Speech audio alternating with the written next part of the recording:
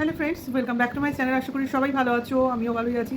আজ খুব আমাদের আনন্দের দিন, মনটা খুব খুশি খুশি আছে এবং অবশ্যই সেই আনন্দ নিয়ে তোমাদের সঙ্গে শেয়ার করতে আসলাম। সঙ্গে টিনার কিছু কথাবার্তা, টিনার কিছু সাকসেস, টিনার কিছু আনন্দ, আমাদেরও কিছু আনন্দ, সব নিয়ে তোমাদের সামনে হাজির হলাম। তো অবশ্যই ভিডিওটা দেখো, স্কিপ করো না এবং সঙ্গে থেকো। তো টিনা আজকে ভিডিওটা জাস্ট ফাটাফাটি করেছে, জাস্ট ফাটাফাটি। কিন্তু এই ভিডিওটা তোমরা পাবে পরের দিন। কিছু করার নেই, কারণ আগে আমার ভিডিও করা ছিল, সেই ভিডিওটা আগে পাবলিশ করতে হবে। তো একটু পরেই নয় শেয়ার করলাম, কিন্তু শেয়ার তো করবো অবশ্যই। তো দেখো ভাই, হ্যাঁ, টিনা সবসময় কথা বলে না, এটাও অনেকবার বলেছে, কারণ ও এই ধরনের কন্ট্রোভার্সিয়াল টপিকস আলোচনা করতে ওর ব্লগে চায় না, কারণ ব্লগটা খুবই সিম্পল, সাধারণ ডেইলি লাইফের পর্যায়ে পড়ছে এবং সেইখানে যদি কন্ট্রোভার্সির ছোঁয়া থাকে ওর কাজের পক্ষে অসুবিধা, এটা হলো আসল কথা। আর ও নিজেও পছন্দ করে না, ও হেসে খেলে স্বাভাবিক ব্লগিং দিতে পছন্দ করে। যা কিছু টেনশন, প্রবলেম যাই থাকুক না কেন, ও সেটা প্রাইভেট ব্যাপার, যেটা পাবলিকের সঙ্গে ভাগ করে নিতে চায় না।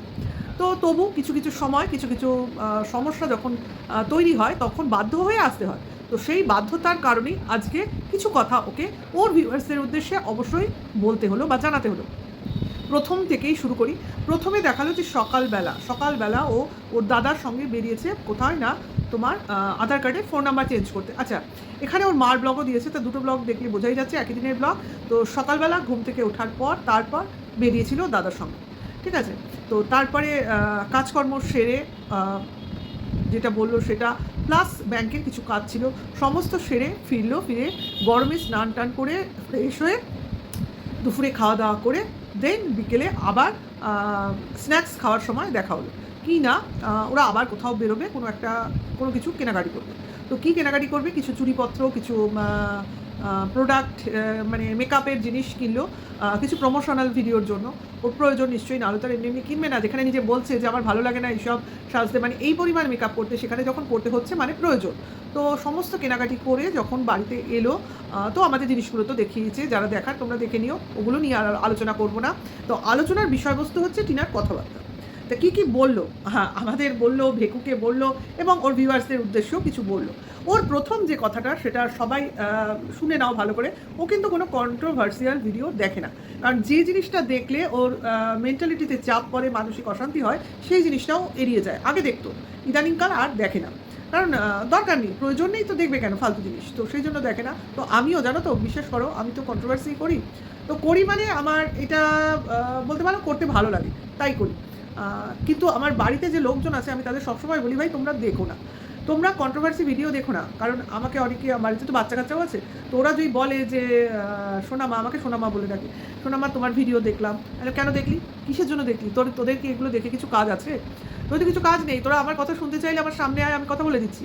কিন্তু ভিডিওটা দেখে কোনো লাভ নেই, কারণ আমার ভিডিও যারা দেখবে তারা তো সেই ঘটনাগুলোকে তাদের জানতে হবে, তাই না? আমরা তো একটা চ্যানেলের সঙ্গে কানেক্টেড হয়ে রয়েছি, আমাদের মানে সেই নেটওয়ার্কিংয়ের মতো। কাজে আমাদের দেখলে যে হট করে দেখবে সে কিন্তু বুঝবে না। মানে আমরা হলাম মুখপাত্র বলতে পারো, কারোর হয়ে কথা বলি, কারোর এগেনস্টে কথা বলি, এরম ব্যাপার। তো সেই ক্ষেত্রে আমিও বলি, যারা ভাই কন্ট্রোভার্সি যাদের দেখার প্রয়োজন নেই তারা দেখো না, কিন্তু যারা এইসব ডেইলি ব্লগ দেখে তারা অটোমেটিক্যালি কন্ট্রোভার্সির মধ্যে চলে আসে, কারণ কোনো কিছু ঘটনা ঘটলে কী ঘটছে, তার পরিপ্রেক্ষিতে কী হচ্ছে, মানে একটা ইন্টারেস্টের জন্য তারা এগুলো দেখতে বাধ্য হয়। কেউ পছন্দ করে না দেখতে, এটা কিন্তু ফ্যাক্ট, কন্ট্রোভার্সি দেখতে কেউ পছন্দ করে না, কিন্তু উপায় নেই, কারণ যদি ব্লগিং দেখে তো কন্ট্রোভার্সি যদি হয় সেই ব্লগটা নিয়ে বা সেই চ্যানেলটা নিয়ে, তো সেটা দেখতে তারা বাধ্য হয়ে পড়ে।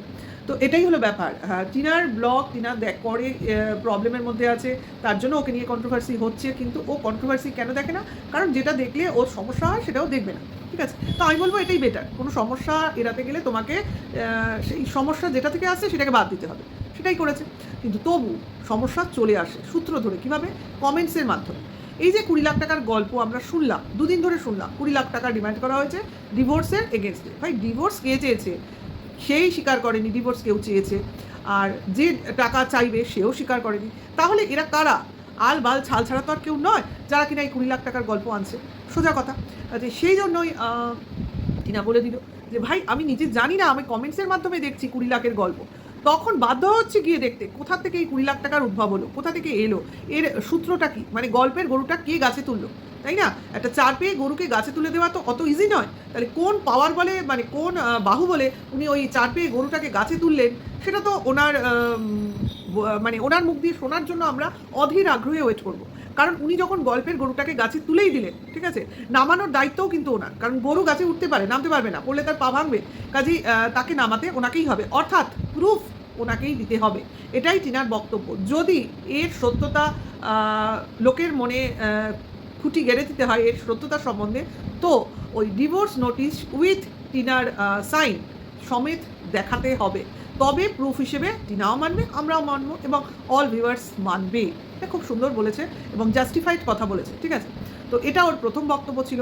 সেকেন্ড যেটা ছিল, ভাই 20 লাখ টাকা এত কম, ওর মূল্য তো এত কম হওয়া উচিত না। আমি 1 কোটি বলেছিলাম, ও 2 কোটির কথা বলেছে, তার মানে ওর নিজের দামটাও জানে। তো দাম জানি বলতে ও যেটা বলেছে সেটা পরিষ্কার করে দিই, 1 কোটি কেন, ও 2 কোটিতেও ডিভোর্স দেবে না, এটাও বলেছে। অর্থাৎ ওর মূল্য নির্ধারণ করা এত সহজ নয়, ঠিক আছে। 2 কোটি কোন ছাড়, একটা ডিভোর্সের মূল্য 2 কোটি হতে পারে না। 5টা বছর নষ্ট যদি ছেলেটারও হয়ে থাকে, 5টা বছর নষ্ট এই মেয়েটারও হয়েছে, সঙ্গে 1টা বছর নষ্ট ওই বাচ্চার ছেলেটার হয়েছে, কাজেই এর মূল্য তো সবাইকেই দিতে হবে। যাই হোক, সেটা কথা না, কথাটা হচ্ছে কোনো কিছুর বিনিময়ে কোনো কিছু পাওয়া যাবে না, সোজা কথা। ছেলের কাস্টাডি ফাইনাল, তারপর অন্যান্য কথা আলোচনা হবে। তো এটা ছিল সেকেন্ড বক্তব্য টিনার। তারপরে বক্তব্য হচ্ছে যে এরা কারা, যারা এসব গল্প করতে বসে, এইসব গুজব রটাতে বসে, এইসব ফেক কথা বলতে বসে, এইসব ঢপ দিতে বসে, ঠিক আছে। তো যারা এরা করছে তাদের মাথা খারাপ, বই ভালো হতেই পারে না, অর্থাৎ মাথায় তাদের গণ্ডগোল, অর্থাৎ স্ক্রু ঢিলা আছে। তো এইসব লোককে এই পাবলিকলি ছেড়ে রাখাটা কিন্তু সঠিক ব্যাপার, মানে নিরাপদ নয়। এদের কিন্তু ইমিডিয়েট তোমার রাঁচিতে পাঠিয়ে দেওয়া উচিত। ভাই, আমাদের দমদমেও কিন্তু একটা পাগলাগারদ আছে, আমি যতদূর জানি, তো যদি বন্ধ না হয়ে গিয়ে থাকে, তো আর যদি সিট থাকে, তো এখানেও আপাতত টেম্পোরারি বেসিস পাঠানো যায়, রাঁচি যদি না পাঠাতে আর কি সমস্যা হয়। তো পাগলাগারদ হিসেবে আমরা রাঁচিকেই জানি, রাঁচিকেই মানি। তো এরা কেন এভাবে খোলা রয়েছে, পুলিশ প্রশাসনের উচিত এদের অবিলম্বে রাঁচিতে পাঠিয়ে দেওয়া। আর যদি এরা পাগল না হয়, মানে শিয়ানা পাগল হয়, তো এদের কোনো ড্রামা কোম্পানি খুলে ফেলার। তো ড্রামা কোম্পানি খুললে এরা যে পরিমাণ প্ল্যানিং, প্লটিং, তারপর স্ক্রিপ্ট, তারপরে ড্রামার প্লট, এইগুলো এদের মাথা থেকে বেরোয়, তো এরা নিজেরাই ডাইরেক্টর হতে পারবে, নিজেরাই অ্যাক্ট্রেস হতে পারবে, নিজেরাই এটাকে ডিরেক্ট করতে পারবে, প্রডিউস করতে পারবে, অ্যান্ড ফাইনালি এটাকে ডিস্ট্রিবিউটারের দ্বারা শো করাতে পারবে। দেন এদের তো অস্কার বাধা ভাই, এদের অস্কার কোনোভাবেই হাতছাড়া হবে না, কারণ হোয়াইটের ভিউয়ার্স এদের পছন্দ করে। বুঝতে পেরেছো? টিনার এটাই বক্তব্য ছিল, যেটা আমি আমার দ্বারা তোমাদের সামনে আনলাম। আর সর্বোপরি টিনা আজকে আমাদের কাছে বলল যে রিসেন্টলি ও যে কোর্টে গেছিলো, বসিরহাট কোর্টে, কী করতে গেছিল? ও করতে গেছিল ওর ছেলের সঙ্গে ও দীর্ঘ 1 বছর দেখা করতে পারেনি, কাজেই মাননীয় কোর্ট যেন তাকে সম্মতি দেয় তার ছেলের সঙ্গে দেখা করিয়ে দেওয়ার, ঠিক আছে। সেই পারমিশনটা চাইতে গেছিল এবং কোর্টের কাছে সেই পারমিশন অর্থাৎ আবেদনটা অ্যাপ্রুভ হয়েছে। এই সুসংবাদটা আজকে টিনা আমাদের দিল। তো ভাই নাচো, নাচতে মন চাইছে, কিন্তু নাচতে তো পারবো না, কাজে ওই নাচার ইমোজি দিতে পারি, কিন্তু আনন্দে তো বুক ফুলে যাচ্ছে, মন ফুটে উঠছে, আনন্দে লাফিয়ে লাইভ করতে ইচ্ছে করছে। কিন্তু আমি ভাই বলবো, তোমাদের বলি, আমার সেই দিন লাইভ করার ইচ্ছে যেদিন ও ওর ছেলের সঙ্গে মিলিত হতে পারবে। সত্যি আমার সেই দিন লাইভ করার ইচ্ছে, আমি বহুদিন ধরে নিজেকে বলে আসছি যে আমি সেদিন লাইভ করব, বা সেদিন থেকে লাইভ করা স্টার্ট করব যেদিন একটা মা তার ছেলেকে ফিরে পাবে। তো সেই দিনটার অপেক্ষায় আছি, অবশ্যই ইচ্ছে আছে, তখন থেকে স্টার্ট করব, দেখা যাক কতদূর নিজের কথা নিজেই রাখতে পারি। আর দিনটা যদি সত্যি আমাদের চোখের সামনে জ্বলজ্বল করে, তো যে কথাটা রেখেছি বা বলছি সেই কথাটা রাখার চেষ্টা করব। এটা হলো কথা। কারণ ভাই যতক্ষণ না ঘটনা ঘটছে ততক্ষণ লাফাতে নেই, অর্থাৎ ট্রেনে উঠে স্টেশন ছাড়া পর্যন্ত আমরা যে গন্তব্যস্থলে বেরিয়ে পড়েছি এইটা ভাবতে নেই, কাজে ট্রেন ছাড়ার অপেক্ষার জন্য আমাদের ওয়েট করতেই হবে। এবং ভীষণ ভীষণ আনন্দ হচ্ছে, ভীষণ ভীষণ মনে প্রশান্তি অনুভব করছি, এবং সত্যি করে খুব শান্তি পাচ্ছি, এটা হলো আসল কথা। তো অনেকেই বলবে 1 বছর হয়ে গেল, তাও দেখা করতে পারলো না, না দেখা করার কী ছিল, ইজিলি তো গিয়ে দেখা করতে পারতো। ভাই, কেউ যদি ইজিলি কারোর সাথে, নিজের ছেলের সাথে দেখা করতে পারে, তাহলে সে কেন কোর্টে যাবে? এটা কি তোমরা একবারও ভেবে দেখেছো?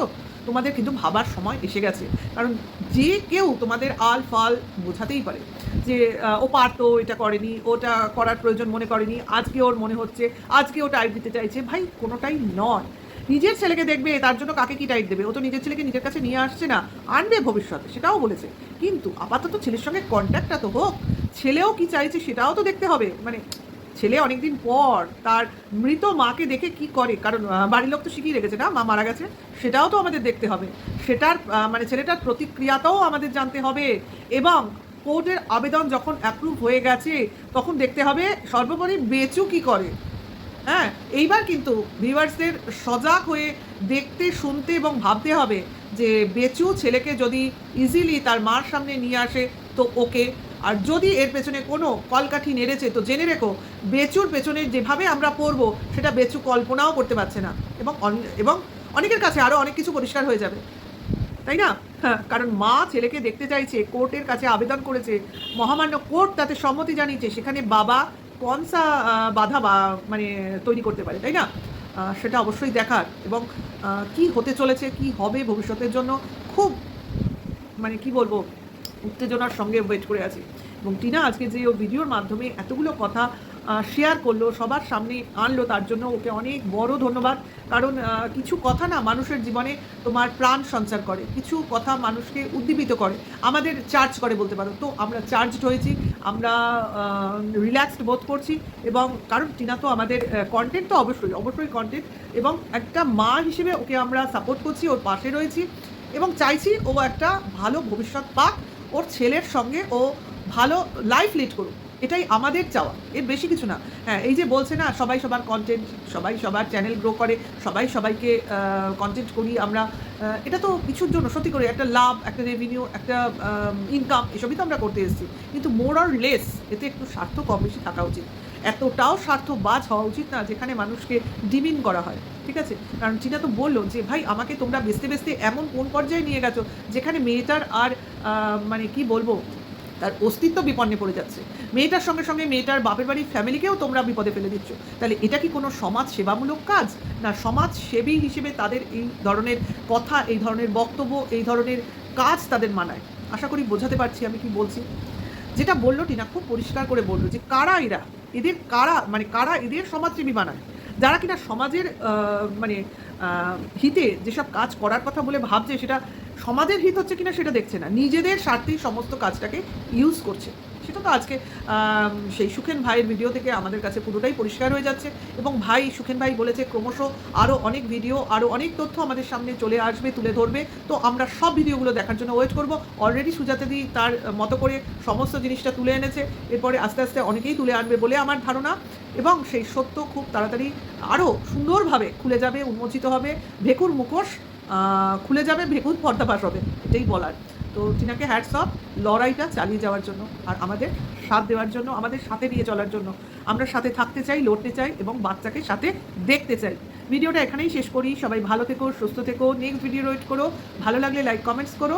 এখনকার জন্য এইটুকু, টাটা, বাই।